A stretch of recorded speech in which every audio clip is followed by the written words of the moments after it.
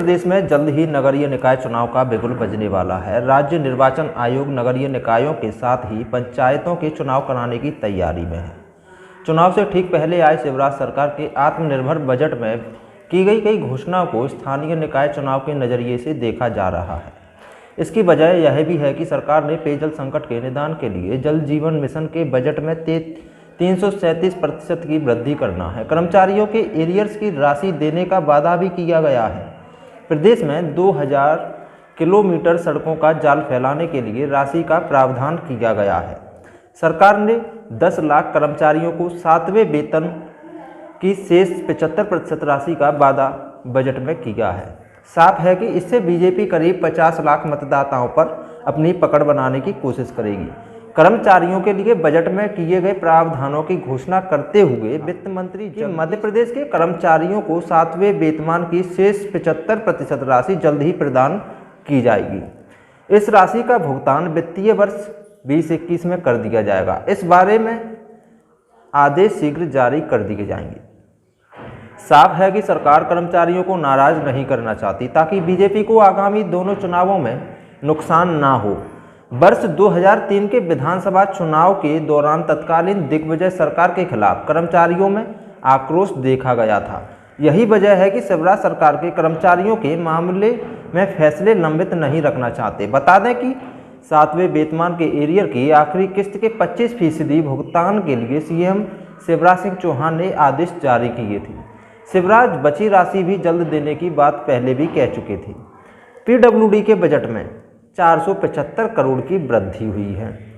सरकार ने पीडब्ल्यूडी का बजट 6,866 करोड़ से बढ़ाकर 7,341 करोड़ कर दिया है, यानी 475 करोड़ रुपए का इजाफा। इस बार यह विभाग 2000 किलोमीटर से ज़्यादा मुख्य सड़कें बनाएगी। इस तरह 65 ब्रिज और 105 आरओबी निर्माण का प्रावधान बजट में किया गया है। इन निर्माण कार्यों से शहरी इंफ्रास्ट्रक्चर डेवलपमेंट करने के नाम पर बीजेपी चुनाव में श्रेय लेने की कोशिश करेगी। सरकार ने सड़कों की मरम्मत के लिए विभाग को 891 करोड़ रुपए बजट में रखे हैं। चूँकि क्षतिपूर्ति की राशि 560 करोड़ रुपए बढ़ाई, सरकार ने नगर निगमों की चुंगी क्षतिपूर्ति के एवज में मिलने वाली राशि 560 करोड़ रुपए बढ़ा दी है। हाउसिंग फॉर ऑल के लिए 1500 करोड़ का प्रावधान बजट में किया गया है। इसके साथ ही अटल मिशन के तहत अर्बन ट्रांसफॉर्मेशन के लिए 1000 करोड़ रुपए और 15वें वित्त आयोग की अनुशंसा के मुताबिक निकायों को 998 करोड़ का अनुदान देने की घोषणा की गई है। मूलभूत सुविधाओं के लिए एक मुश्त 330 करोड़, शहरी क्षेत्रों में मूलभूत सुविधाओं के लिए सरकार एक मुश्त राशि निकायों को देगी। इस मद में बजट में 330 करोड़ रुपए का प्रावधान किया गया है। इसी तरह मेट्रो रेल प्रोजेक्ट के लिए भोपाल और इंदौर के लिए 262 करोड़ रुपए दिए गए हैं। हालांकि भोपाल मेट्रो के लिए हाल ही में 300 करोड़ रुपए का टेंडर जारी किया गया था। जल जीवन मिशन के लिए 11,128 करोड़, पंचायत चुनावों को ध्यान में रखकर ग्रामीण जल जीवन मिशन के अंतर्गत 11,128 करोड़ रुपए का प्रावधान किया गया। इस राशि से 14,228 नल जल योजनाएं स्वीकृत की गई है। इसके जरिए करीब 33 लाख ग्रामीण परिवारों तक पहुंचाने की तैयारी है।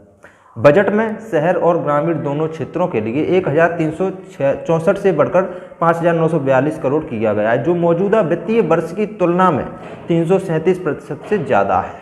वहीं शिवराज सरकार ने वित्तीय वर्ष 2021-22 के लिए बजट पेश कर दिया है। बजट में ज्योतिरादित्य सिंधिया के गढ़ ग्वालियर चंबल क्षेत्र को काफ़ी तवज्जो दी गई है। चंबल एक्सप्रेस वे, ग्वालियर में हॉकी का central of excellence centre, Sheopur में मेडिकल कॉलेज बनाने की घोषणा बजट में की गई है। साथ ही ग्वालियर शहर के बीच में गुजरने वाली स्वर्ण रेखा नदी के ऊपर एक एलिवेटेड रोड बनाने की घोषणा भी इस बार बजट में की गई है। उपरोक्त सभी घोषणाओं में सबसे महत्वपूर्ण चंबल एक्सप्रेस वे है। यह सिंधिया और केंद्रीय मंत्री नरेंद्र सिंह तोमर दोनों का ड्रीम प्रोजेक्ट रहा है। चंबल एक्सप्रेस वे का काम शुरू हो चुका है। इसके लिए लोक निर्माण विभाग को इस बार के बजट में पैसे भी मुहैया कराए गए हैं।